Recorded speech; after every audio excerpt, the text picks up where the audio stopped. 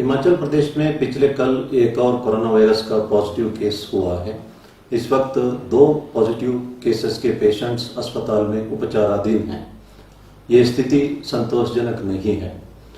जो जोगिंदर नगर sub division के कुमकर गांव में एक व्यक्ति जो दिल्ली से लौट के आया था पॉजिटिव पाया गया और इनके साथ 3 व्यक्ति और आए थे। एक व्यक्ति उसी गांव का है, दूसरा चौंतरा गांव के हैं और तीसरा कांगड़ा जिले के बैजनाथ के रहने वाला है। और इन तीनों को इस वक्त इंस्टीट्यूशनल क्वारंटाइन में रखा गया और इनका टेस्टिंग किया जा रहा है। और ये लोग दिल्ली से एक ही टैक्सी में ड्राइवर मिला के 5 लोग आए थे। वैसे भारत सरकार का आदेश है कि एक गाड़ी में 1+1 ड्राइवर प्लस एक आदमी उस वक्त आ सकते थे। अब एक गाड़ी में जो ऑरेंज और ग्रीन जोन में 1+2 आ सकते हैं। हमें जो भी नियम बताए गए इसको कड़ाई से पालना करना है। भारत सरकार ने बहुत ही ज्यादा सोच समझ के ही ये आदेश निकाले हैं।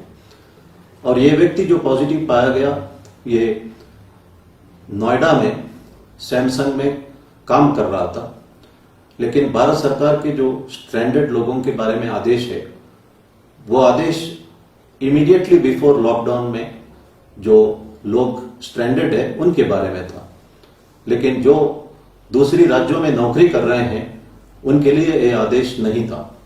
लेकिन लोग इस वक्त फायदा उठा के हिमाचल प्रदेश के अंदर आ रहे हैं।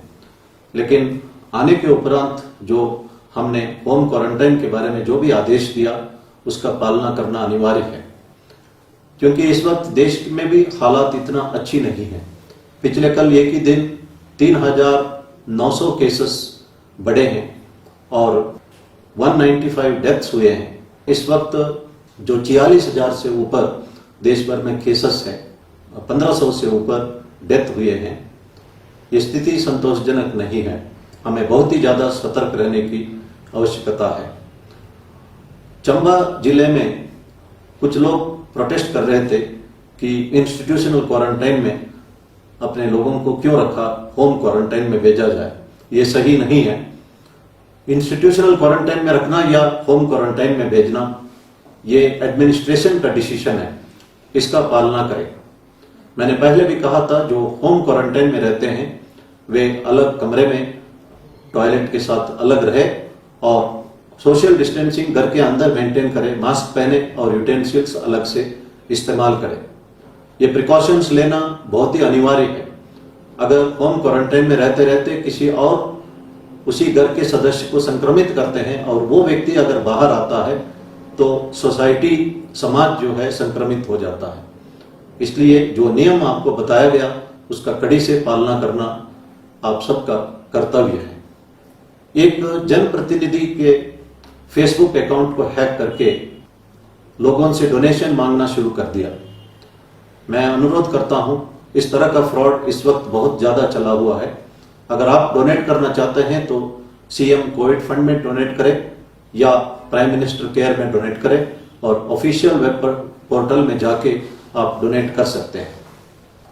लिकर शॉप्स के बाहर हमने देखा है कि कल सोशल डिस्टेंसिंग मेंटेन नहीं किया जा रहा है। आज से हम इस बारे में बहुत ही स्ट्रिक्ट होंगे। यहां पर भी सोशल डिस्टेंसिंग बनाए रखना बहुत ही आवश्यक है। इस वक्त देश में 9 करोड़ लोगों ने आरोग्य सेतु ऐप को डाउनलोड किया है। ये बहुत संतोषजनक स्थिति है। मेरी अनुरोध है तमाम लोगों से कि आरोग्य सेतु ऐप को डाउनलोड करें। जब आरोग्य सेतु ऐप सेफ या लो रिस्क दर्शाता है तभी घर से बाहर निकले। मैंने कल भी कहा था जो सीनियर सिटीजन 65 ईयर्स के ऊपर जिनको मेडिकल समस्या है, प्रेग्नेंट विमेन और 10 साल से नीचे वाले बच्चे सिर्फ बहुत ही जरूरी आवश्यकता होने पर ही बाहर निकले या मेडिकल एडवाइस के लिए बाहर निकले और अनावश्यक बाहर ना निकले। ये भारत सरकार का आदेश भी है। कल एक घटना हमें देखने को मिला है। किन्नौर जिले में एक गांव में एक रिटायर्ड अंडर सेक्रेटरी और उनकी पत्नी पहुंचे थे। उस गांव के लोगों ने उन्हें अंदर आने नहीं दिया। वे शिमला से गए थे। गांव वालों का कहना है कि अब तक अगर आपको शहर अच्छी लगी तो इस वक्त गांव क्यों अच्छी लग रही है, आप गांव में क्यों आना चाहते हैं, हम आने नहीं देंगे। 3-4 घंटे तक उनको आने नहीं दिया गया। मुझे किसी ने कहा, मैंने एसपी साहब से और एसएचओ मोरंग से टेलीफोन से बात की और रात को 9:30 बजे एसएचओ जाके उन कपल को अपने ही गांव में, अपने ही घर में पहुंचवाया। ये एक भावना और एक सतर्कता हमें गांवों में देखने के लिए मिल रहा है। ये एक अच्छी सिग्नल है और इस वक्त हालात में इस तरह का सतर्कता आवश्यक है, क्योंकि जो होम क्वारंटाइन के सुपरविजन गांव के प्रधान, गांव के पंचायत मेंबर्स ही कर सकते हैं। सरकार जो लोग बाहर है और फंसे हैं उन पर हमदर्दी दिखा रही है, उनको वापस लाने का हर संभव प्रयास कर रही है, लेकिन लोगों को समझना है कि सरकार का यह भी दायित्व है हिमाचल प्रदेश भी सेफ रहे, हिमाचल की जनता सेफ रहे। सरकार को दोनों चीजें देखना है, इसलिए तमाम लोगों को सरकार का एफर्ट्स को समझना चाहिए और कोऑपरेशन देना चाहिए। आज गांव के लोग जो है स्वावलंबी होना चाहते हैं, गांव में अपने आप सेल्फ सफिशिएंट होना चाहते हैं कि बाहर से लोग ना आए। महात्मा गांधी जी ने बहुत पहले कहा था कि हमारे गांव स्वावलंबी हो और हमारे देश स्वावलंबी हो, और हमारे प्रधानमंत्री जी भी कोशिश कर रहे हैं कि हमारा देश स्वावलंबी हो।